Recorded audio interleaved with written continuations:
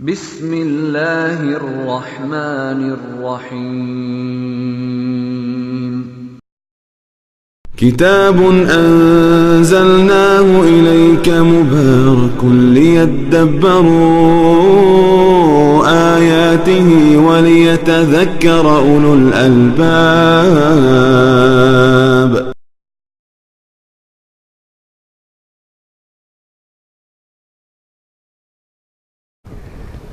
Alhamdulillah, wassalatu wassalamu ala rasulillah. Mes frères et sœurs, soyez les bienvenus pour une nouvelle rencontre au sujet d'un message coranique. On est dans la sourate Al-A'raf, verset 175 et suivant, 175 et suivant. وَاتْلُ عَلَيْهِمْ نَبَأَ الَّذِي آتَيْنَاهُ آيَاتِنَا. Dieu dit, et raconte-leur l'histoire de celui à qui nous avions donné nos signes et qui s'en écarta. Le diable donc l'entraîna dans sa suite, et il devint ainsi du nombre des égarés. Et si nous avions voulu, nous l'aurions élevé par ces mêmes enseignements, mais il s'inclina vers la terre et suivait sa propre passion. Il est semblable à un chien qui allait si tu l'attaques et qui allait aussi si tu le laisses. Tel est l'exemple des gens qui traitent de mensonges nos signes. Eh bien, raconte le récit, peut-être vont-ils réfléchir. Donc on se plie à cette demande divine, raconte le récit. Donc on raconte, Inch'Allah, ce récit. De quoi s'agit-il? Un homme qui était très savant dans une communauté qui nous ont précédés parmi les gens du livre. On ne s'arrête pas tellement sur le nom, il y a tellement de versions là-dessus, qu'importe l'appellation. En tout cas, il s'agit d'un homme qui a atteint des hauts degrés de la science. Pour autant, cet homme-là, il n'avait pas compris quelque chose qui est essentiel, c'est se maintenir. C'est être dans la reconnaissance, suivre les commandements de Dieu et rester dans ce chemin. Cet homme-là, à un certain moment de sa vie, il commençait à se vendre en fait, à utiliser ce que Dieu lui a accordé comme science dans des buts qui sont plus terriens, j'allais dire. La recherche de plaisir, l'abondance, la richesse, etc. Une voie qui est corrompue. Et suite à ça, d'ailleurs, il y a le mot, là on parle de s'écarter, mais en fait le mot arabe, il dit « fansalaha ». Fansalaha, ça veut dire, certains savants disent, c'est comme l'image du serpent qui va changer de peau. Vous voyez la scène, quand un serpent à un certain moment de l'année, il veut changer, donc il est en train de faire des contractions et sortir de sa peau. C'est un peu le même, on dit, le serpent qui est en train de sortir de sa peau. C'est un petit peu cette image que Dieu lui a donnée.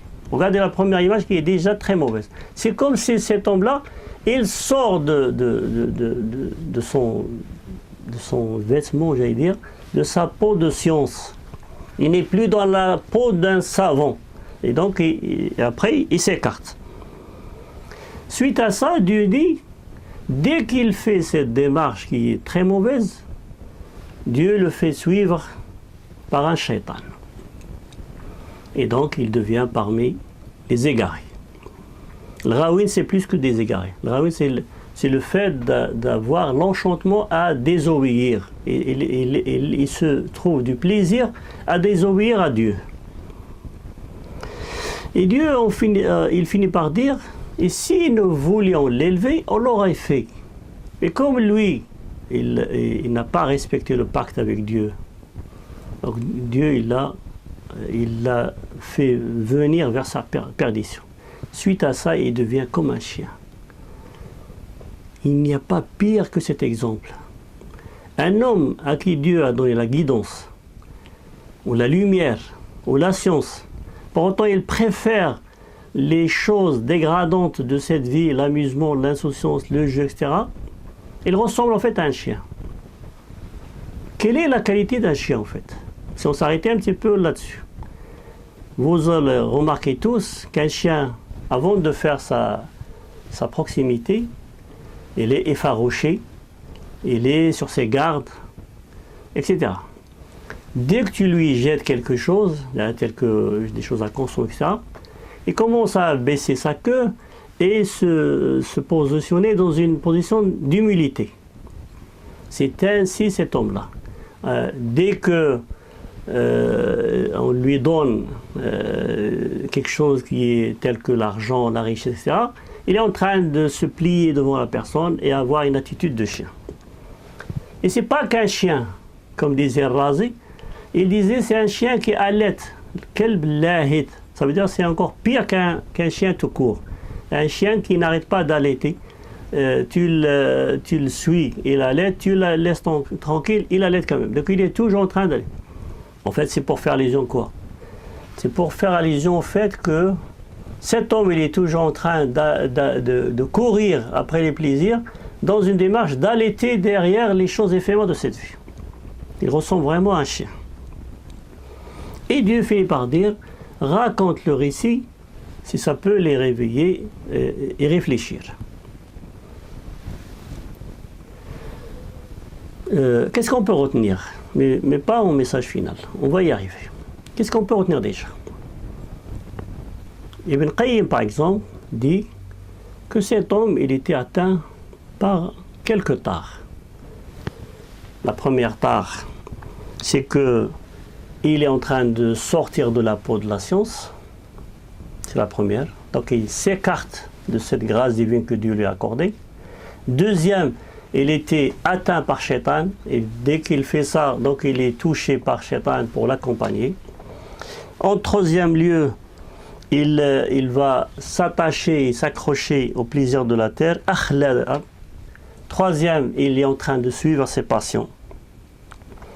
Et davantage, il ressemble à la fin, dans une certaine bassesse, à un chien. Il tombe à la fin dans une bassesse qui est dégoûtante, j'allais dire.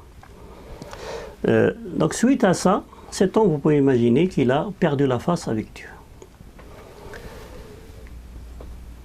Pourquoi il est arrivé à cette fin qui est dramatique pour lui, dans son cheminement? En fait, c'est hubb ad-dunya. C'est le fait de chérir les plaisirs de cette vie. Ce n'est pas que vivre tout court. Cet homme-là, il était en train d'adorer à l'idolâtrer presque les choses de cette vie. Et donc ça l'a poussé à même se détourner de son Seigneur. Maintenant on arrive au message final. Qu'est-ce qu'on pourrait retenir?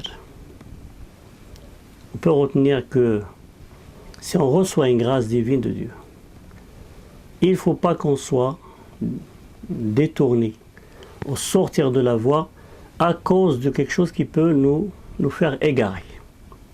Se maintenir dans la voie que Dieu nous a choisie. Si je suis guidé, restez dans la guidance. Si j'ai reçu une lumière, restez dans.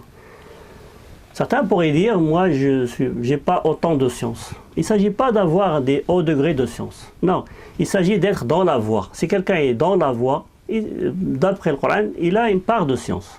La science au sens œuvré, ce n'est pas une science des livres. Donc comment se maintenir?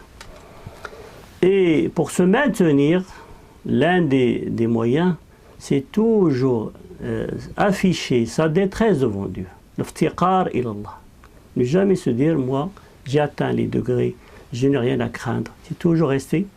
Rappelez-vous les exemples de Abu Bakr, Omar Khattab, etc. Les autres, tous, ils ont vécu dans cette crainte, dans cette peur, j'allais dire, de perdre la face avec Dieu.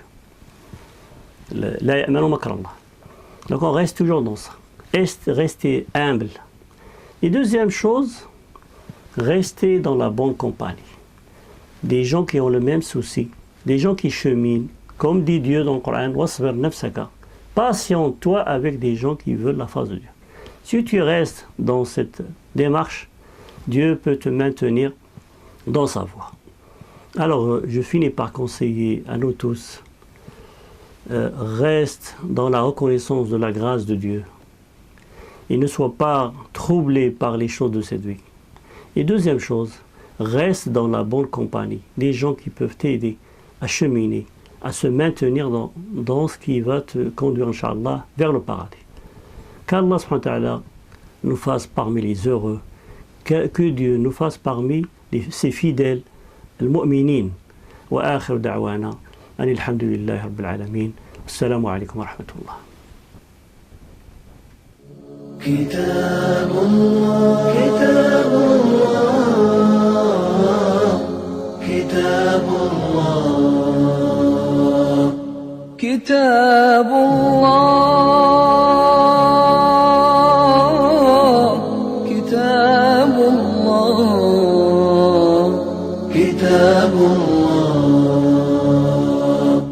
كتاب الله للأرواح روح به تحيا النفوس وتستريح كتاب الله للأرواح روح به تحيا النفوس وتستريح وتمتلئ القلوب به طموحا وللفردوس يحملها الطموح كتاب الله كتاب الله كتاب الله يروح بها يروح بها يروح بها يروح بها يروح بها عن الدنيا بعيدا وما أسماه ما أسماه حين بها يروح يروح بها يروح بها يروح بها يروح بها يروح بها عن الدنيا بعيدا وما أسماه ما أسماه حين بها يروح